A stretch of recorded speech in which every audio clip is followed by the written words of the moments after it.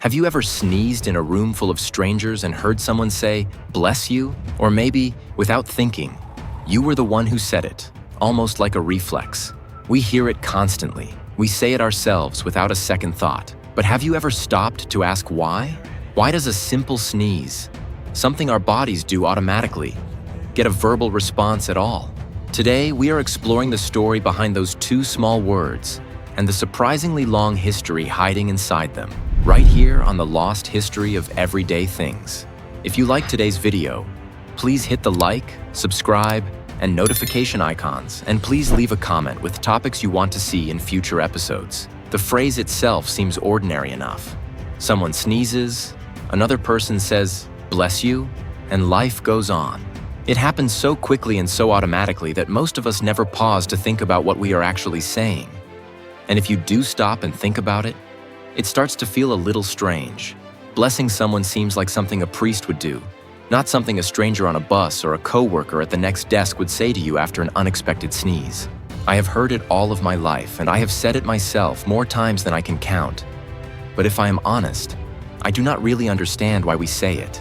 It seems like an odd thing today, this small ritual we perform for a bodily reflex, and yet almost nobody questions it. To understand where this habit comes from, we have to go back a long way, and like many old traditions, there is no single clean answer. Instead, there are several theories, layered on top of each other over centuries, and the true origin is probably some mixture of all of them. One of the oldest and most commonly repeated explanations traces back to ancient Rome, during a time when the bubonic plague was sweeping through Europe. Sneezing was often one of the earliest symptoms of the illness. Because of this, saying something like "God bless you" after a sneeze was believed to offer protection, almost like a small verbal shield against a disease that was killing people by the thousands. Some versions of this story credit Pope Gregory I with encouraging people to say a blessing after a sneeze during an outbreak, hoping it might ward off death. Whether or not this specific story is entirely accurate, it shows how closely sneezing became linked with sickness and mortality in the public imagination. There is another explanation that goes back even further, to ancient beliefs about the soul itself. In many old cultures, people believed the soul lived somewhere inside the body, often connected to the breath. A sneeze, being a sudden and forceful expulsion of air, was sometimes thought to be dangerous. Some believed that a sneeze could actually expel the soul from the body for a brief moment, leaving the person vulnerable to evil spirits slipping in before the soul could return. Saying "bless you" was thought to offer protection during that small window of vulnerability, sealing the body again before anything harmful could enter. A related belief held that the heart itself briefly stopped during a sneeze. While we now know this is not true, the idea persisted for a long time in folk medicine. Because a sneeze felt so sudden and involuntary, almost like a tiny loss of control over the body, people were quick to attach spiritual or medical significance to it. Saying a blessing afterward became a way of acknowledging that something important, even if only symbolically, had just happened. Interestingly, sneezing has not always been seen as a bad sign. In some ancient cultures, a sneeze was actually considered a good omen. The Greeks, for example, sometimes viewed sneezing as a sign of truth or confirmation, almost like the gods were agreeing with something that had just been said or thought. If someone sneezed right after making a decision or stating an idea, it could be taken as a favorable signal rather than something requiring protection. This shows just how differently the same simple bodily reflex could be interpreted depending on the time and place. Different cultures around the world developed their own responses to sneezing, and many of them still exist today. In German-speaking countries, people often say Gesundheit, which simply means health. It is not a religious blessing at all, but rather a wish for good health, likely tied to the same old fear that a sneeze might be an early sign of illness. In parts of the Middle East, a common response translates roughly to a wish for mercy or good health as well, often followed by a reply from the person who sneezed, thanking the other person. In Japan, sneezing does not typically come with any verbal response at all, though there is an old folk belief that if someone is talking about you, it might make you sneeze, with the number of sneezes even suggesting what kind of things are being said. These different traditions show that while the sneeze itself is universal, the meaning people attach to it is shaped entirely by culture. Over time, the religious weight of the phrase "bless you" has faded for a lot of people, even though the words themselves have stuck around. For many, saying it today has very little to do with souls, plagues, or spiritual protection. It has simply become a small social courtesy, similar to saying, "excuse me," or "thank you." It acknowledges another person in a shared space. A sneeze can be sudden and a little startling, both for the person sneezing and for anyone nearby, and saying "bless you" is often just a quick way of responding to that small interruption.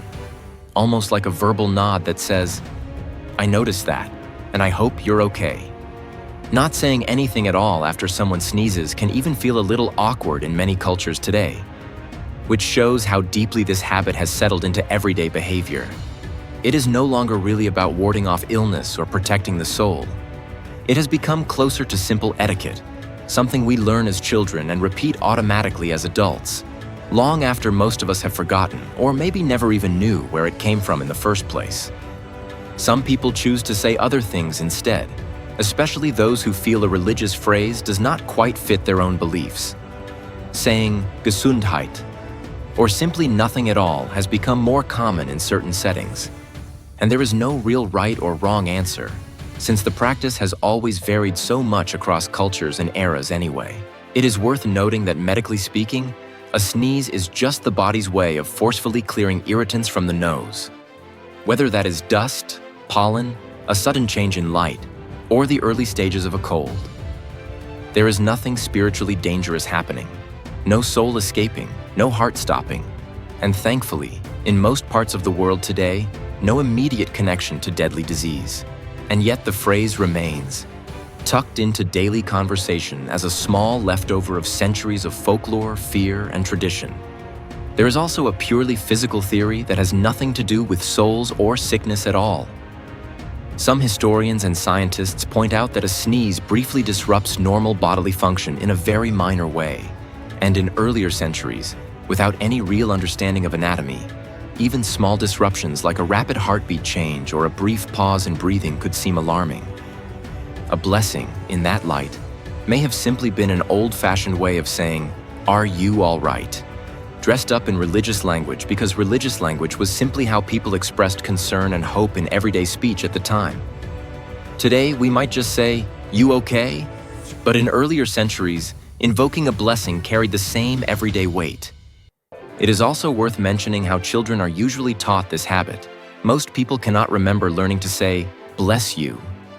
It is not something explained in detail, the way you might explain why we say please or thank you. Instead, it is simply modeled by the adults around us from a very early age, repeated so often that it becomes automatic long before a child could ever understand or ask about its origins. This may be part of why so many adults, myself included, go on saying it for years without ever really examining it. It is not really a belief anymore for most of us. It is closer to muscle memory. That is really what makes phrases like this so interesting. They often outlive the beliefs that created them. The plague ended long ago. Most people no longer believe a sneeze can release the soul from the body. Yet the words "bless you" are still spoken automatically all around the world, many times per day by people who may have never once thought about where the habit began. It has become one of those small, almost invisible traditions woven so deeply into daily life that questioning it can feel strange, even though the origins are stranger still. So the next time you sneeze, or the next time you hear someone else sneeze and automatically respond with those two familiar words, remember that you are echoing centuries of old beliefs about plagues, souls, spirits, and health. It is a tiny phrase with a long and layered history, carried forward mostly out of habit rather than belief, but still very much alive in conversations everywhere. Thank you for watching this episode. If you have suggestions for our next videos, please share them in the comments below. Thank you for joining us on this journey through the lost history of everyday things. Don't forget to like, subscribe, and stay tuned for more stories that surprise us with their origins and unique details.